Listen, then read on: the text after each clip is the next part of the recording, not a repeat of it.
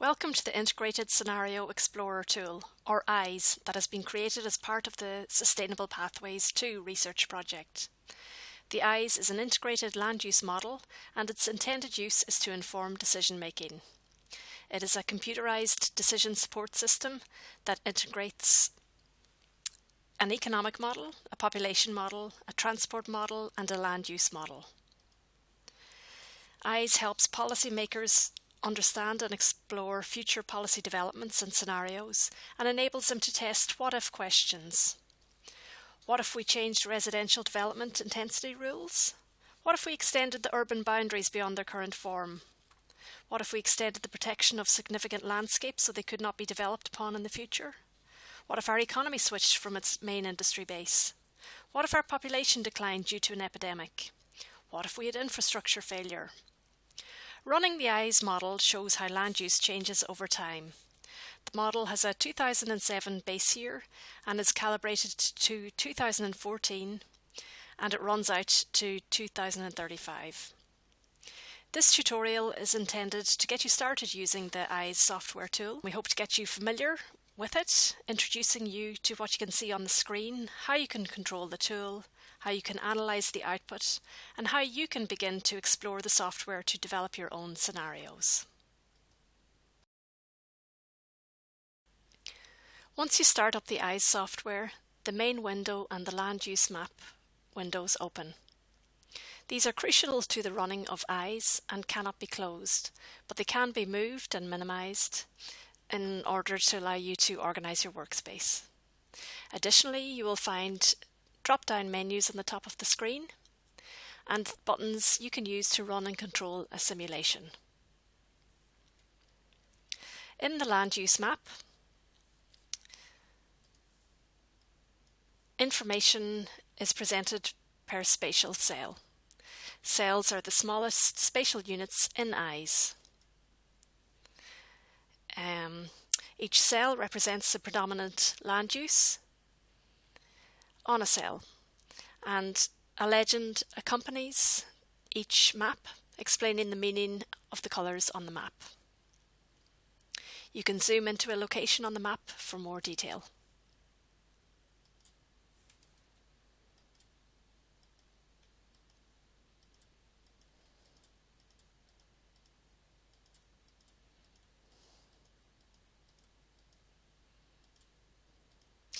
And the predominant land use for each cell becomes apparent.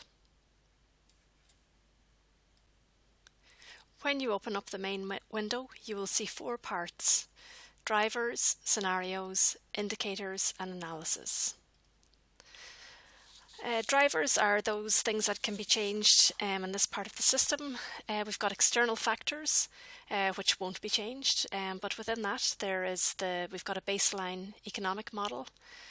We can also change that. We can set up a different type of model, and we can have a scenario of strong economic growth that we could potentially write in here.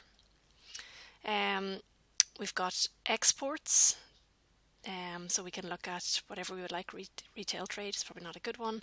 Maybe forestry and logging. We can see how these grow out to 2051. We've got interregional exports. We'll just see the trend here. So very low growth from the region, 0 in fact. We've also got gross fixed capital formation. Okay. Within the external drivers, we also have the population model. So there's a fertility rate in there, mortality rate in there, and net migration rate. They're all constant at the moment, but they can be changed. We also have policy measures. These are socioeconomic measures. And within this, there is the rates of change in eco-efficiency in each sector for all the sectors of the economy. And this is the rate. And there's a rate of change in multi-factor productivity, again for each of the economic sectors, and a rate per year. We've got a population model in here as well, and here you can see that we also have residential density. Again, this is important for land use if this were to change. So here we've got an economics model, the demographic model,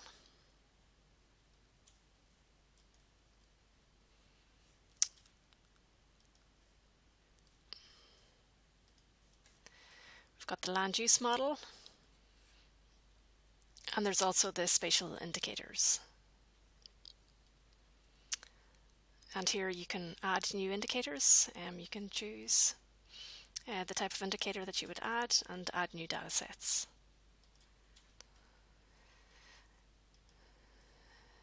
It's a stormwater map. You can show the maps for each one of these indicators.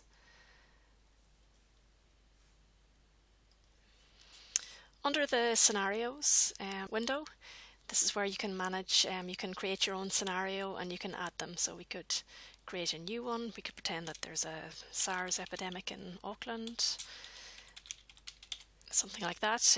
We could begin changing economy and make changes within that. Make changes policy, zoning. We can make changes to the population model. So I'll just cancel that.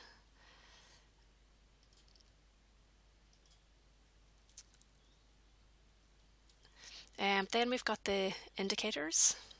Here you see the population model, and this shows the demographics, male and female.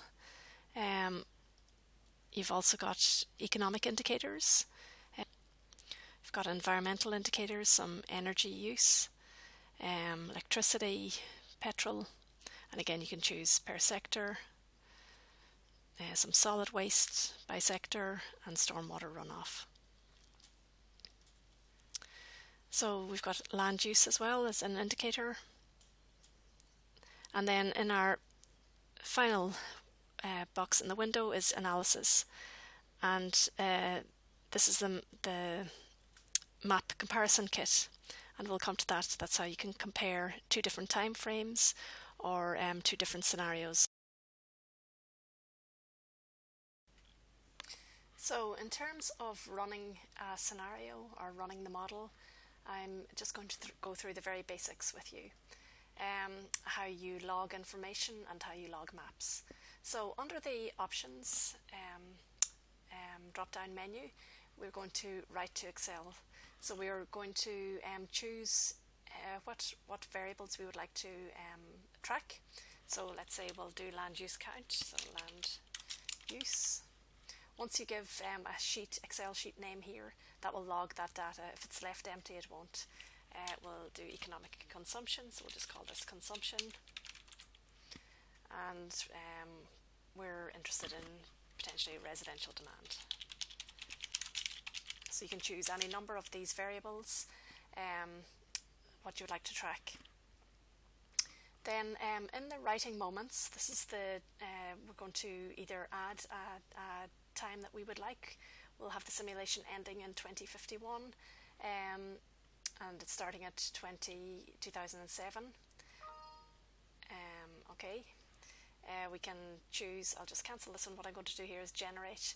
I'm going to start in 2007, end in 2051, and I'm going to log it. Yeah, I can log it every year, or I can log it every 5 years, or every 2 years, whatever years, 10 years. I'm going to just, for this instance, I'm going to log it every 5 years. Okay, so then it will return.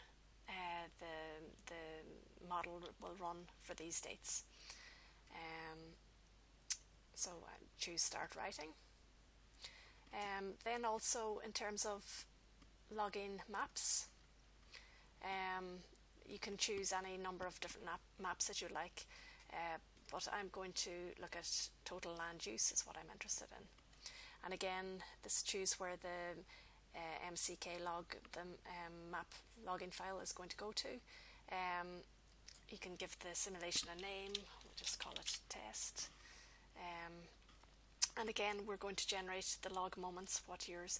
This time I'm just going to have a start and a finish I'm going to create two maps.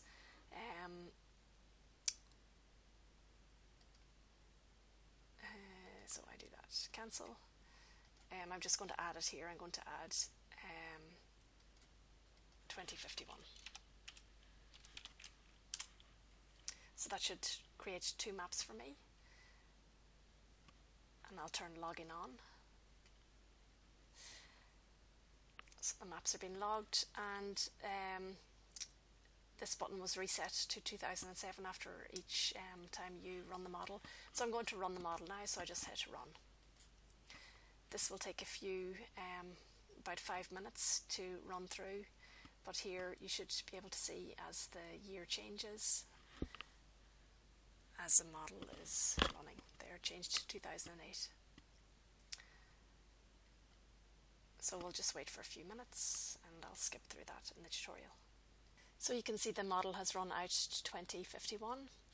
So we'll go back to our options menu, right to Excel, and now it should have logged these moments, it's called in Excel. So we'll open up the Excel workbook. Okay. And when Excel opens these results, here you've got the residential demand, you've got population, number of people in 2007 at the start of the run, and out to 2047. This is our consumption.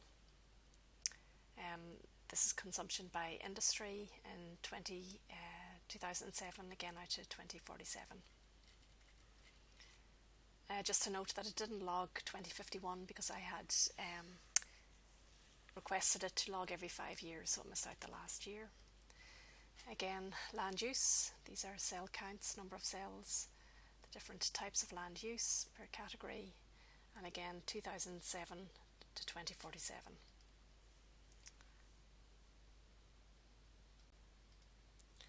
And the last thing that I want to show you is under the analysis, the map comparison toolkit. We'll start that.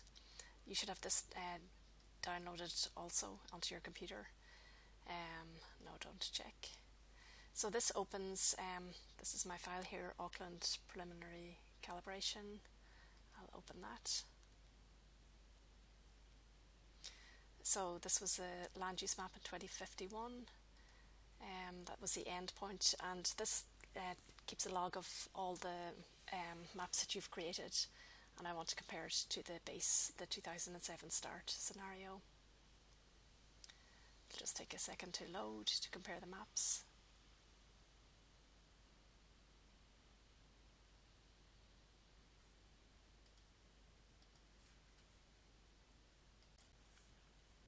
So I choose the comparison algorithm. You choose per category.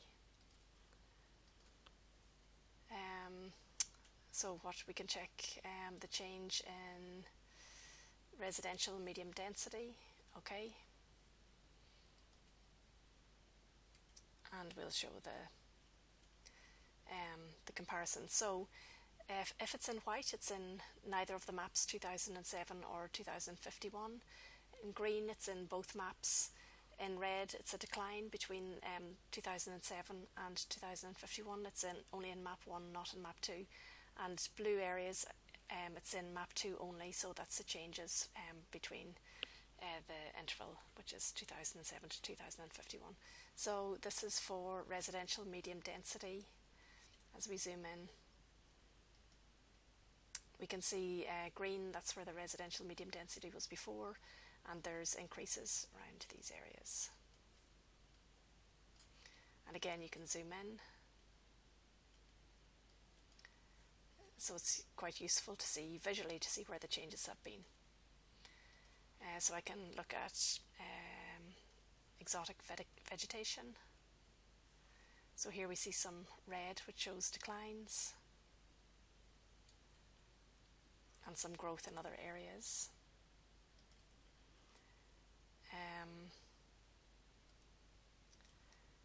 Let's look at commercial. So we see the changes again. So that's quite a useful map comparison tool. So that has been a very brief introduction to the ISE software, showing you very basic functioning of the model. its various components and how to navigate through the software, running the model and obtaining output from the land use change model. I hope that has given you a bit of an understanding about how it all integrates, this framework, that it's spatially explicit, that it's got society, economy, environment on a multi-scale level and at a spatial level. In the following tutorials, we'll delve into more detail showing how to run your own scenarios, and you'll become more familiar with the functions within ISE. I encourage you to have a play with the model and also refer to the following tutorials and the technical specification report that has been created to accompany the ISE model.